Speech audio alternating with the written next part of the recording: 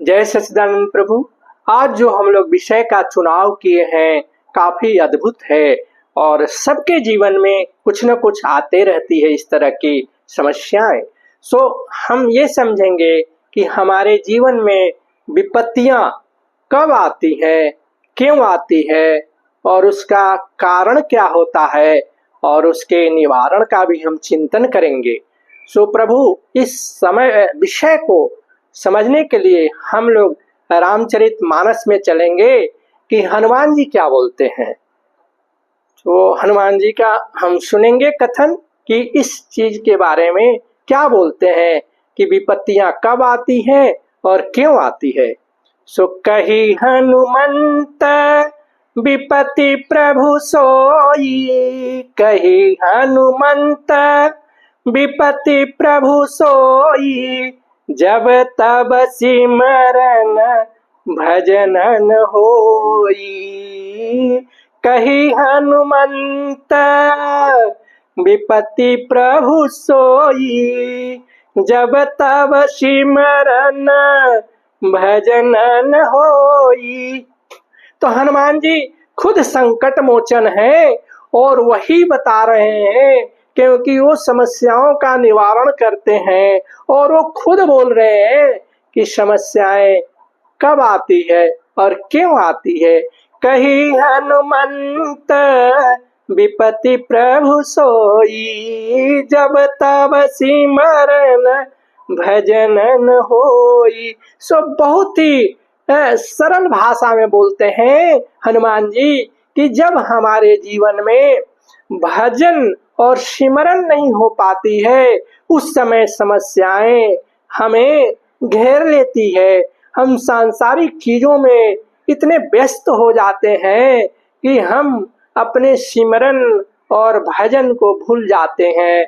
उसी समय हमारी विपत्तियां हमें घेर लेती है चारों तरफ और हम दूसरे को दोष देने लगते हैं कि उनके चलते हमारे जीवन में विपत्तियां आई, ये आई। बहुत ही सरल भाषा में खुद जो संकट मोचन है हनुमान जी बोल रहे हैं कि जब तब सिमरन भजन न होई। यही आती है, कही हनुमंत विपत्ति प्रभु सोई, जब तब सिमरन भजन न होई। प्रभु अभी हम लोग आगे चलेंगे और दूसरे महापुरुष क्या बोलते हैं इसी विषय के बारे में। तो हम चलते हैं महादेव के पास, वो क्या बोलते हैं। महादेव जो है वो भी अपनी सुना रहे हैं कि क्या है भाई, क्या सत्य है और क्या असत्य है, हमारी विपत्तियों का कारण क्या है। असत्य को पकड़ने से तो नहीं है। भगवान शिव बोल रहे हैं, उमा कहूँ मैं अनुभव अपना, उमा कहूँ मैं अनुभव अपना, सत हरि भजन जगत सब सपना, सत हरि भजन जगत सब सपना। तो महादेव भी वही बोल रहे हैं कि यहाँ सत्य क्या है। सत्य तो हरि भजन ही है और असत्य स्वप्नवत ये संसार है। संसार का मतलब क्या है कि वो शाश्वत नहीं है। आज जो है वो कल नहीं है लेकिन उसका स्वरूप बदल जाता है, हर पल सरकता है, इसलिए उसको हम संसार बोलते हैं।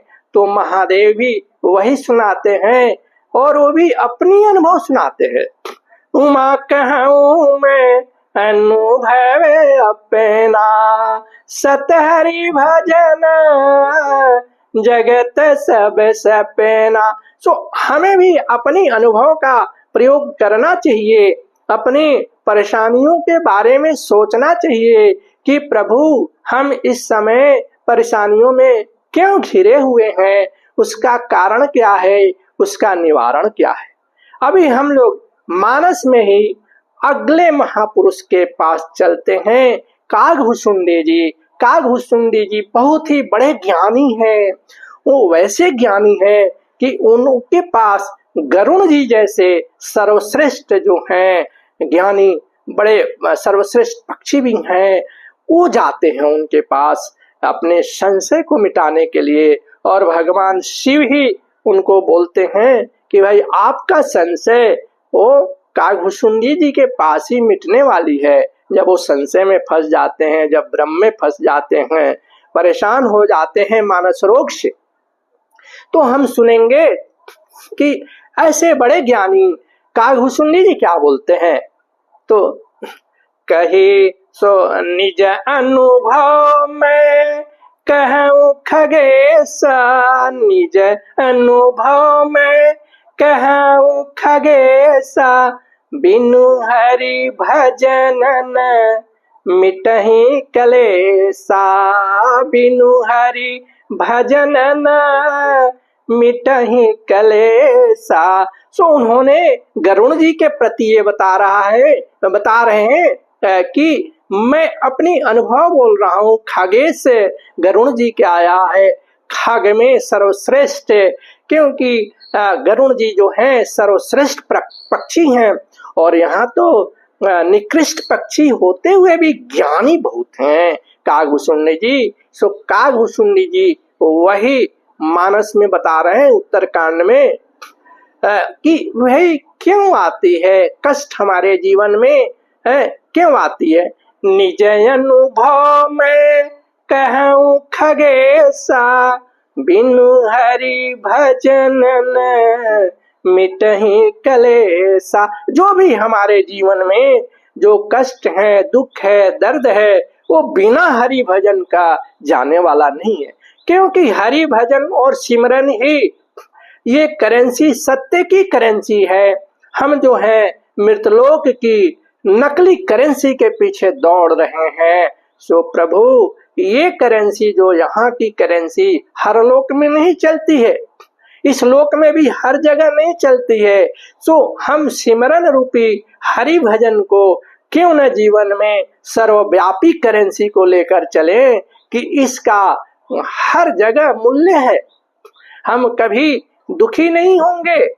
सो ये हम मानस से सीखे 3 महापुरुषों से कि भाई विपत्तियां कब आती है और क्यों आती है, और उसका समाधान भी बता रहे हैं लोग कि ये हरि भजन के बिना ये क्लेश मिटने वाला नहीं है, निज अनुभव में कहूँ खगेशा, बिनु हरि भजन न मिटहि कलेसा।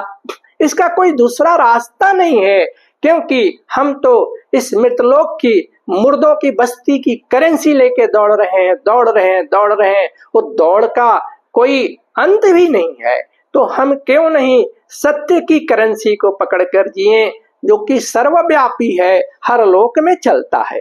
सो प्रभु अभी हम लोग मानस से समझे, बाबा तुलसीकृत मानस से समझे कि विपत्तियां क्यों आती है और उसका समाधान क्या है, निवारण क्या है। कारण भी है मिला और निवारण भी मिला।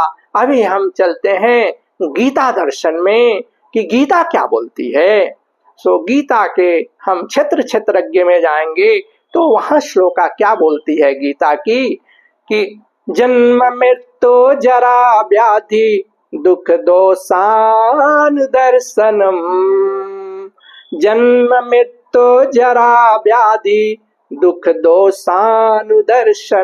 सो हमें अपनी दुखों का दोष, यहाँ स्वदोष की बात है कि हम अपने शॉर्टकमिंग, अपने कमियों को भी देखें कि क्या कारण है, और बोल रहे हैं दुख दोषानुदर्शनम, बार बार अपने कष्ट दुखों का, अपने दोषों का बार बार चिंतन करने के लिए गीता बता रही है।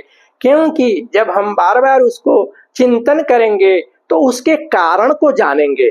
जब हम किसी भी समस्या के कारण समझ में आ जाती है तो निवारण मिल जाती है, क्योंकि हम समस्याओं को मिटाते हैं ऊपर ऊपर से। जैसे अगर किसी पौधे में रोग लगी है तो पत्ते पर केवल छिड़कने से दवा नहीं होगा, उसके जड़ में छिड़कना पड़ेगा उस कीटनाशक, उस दवा को, या जो भी है, क्योंकि तभी जड़ से वो रोग जाएगा। तो बार बार चिंतन करने से हमें जो है वो कारण को मिलती है कि हमारे जीवन में ये जो परेशानियां आई है, ये जो हमारा स्वदोष के चलते या जो भी तकलीफ आई है, उसका कारण क्या है। सो जब हमें पता चल जाएगा तो हम जागरूक होकर उस पर काम करेंगे, क्योंकि हम बाहर ऊपर ऊपर नहीं, ऊपर ऊपर काम करने से हमारी विपत्तियां जाने वाली नहीं है। तो गीता दर्शन भी उसी लाइन में बात कर रही है। सो ये हमारे रामायण और गीता जो है हर चीज का समाधान भी देती है, अगर हम उसको समझ सके प्रभु। सो मैं अब इस विषय पर अपने वाणी को विराम दूंगा, और प्रभु मेरा जो अंतिम स्लोगन रहती है कि हम अपने जीवन को जागरूक बनाने के लिए, कॉन्शियस लिविंग के लिए अपने जीवन में ध्यान और शाकाहार जगत को अपनाएं, धरती को स्वर्ग बनाएं, धरती को स्वर्ग बनाएं और अपने समस्याओं से बाहर आए प्रभु। अपने जो इस मुर्दों की बस्ती को, करेंसी को छोड़ें और सर्वव्यापी करेंसी सिमरन, हरि भजन, ध्यान, इसको पकड़ ले प्रभु। सो देखिए आप कितने जीवंत इस संसार में, मुर्दों की बस्ती में जीवंत होकर जिएंगे, होशपूर्ण होकर जिएंगे, बेहोशी में नहीं जिएंगे, होश पूर्वक जिएंगे। तब आप देखेंगे कि हम अभी कितना जीवन मुक्त है। हमारी जीवन बंधन मुक्त नहीं है, बंधन मुक्त हो जाती है, बंधनों से आप परे हो जाते हैं प्रभु। सो इसको पकड़ लीजिए, सर्वव्यापी करेंसी को। जय सच्चिदानंद प्रभु, जय।